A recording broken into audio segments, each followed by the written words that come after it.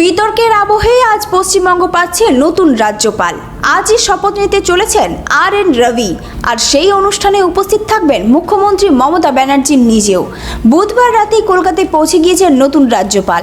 আজ রাজ্য ভবনে অনুষ্ঠিত হবে শপথ গ্রহণের অনুষ্ঠান।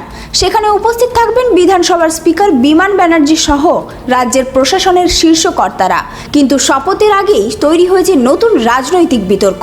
কারণ রাজ্যপালের পদ ছাড়ার পরই পত্রবোমা ফাটিয়েছেন সদ্য প্রাক্তন রাজ্যপাল সি.ভি. আনন্দ বোস।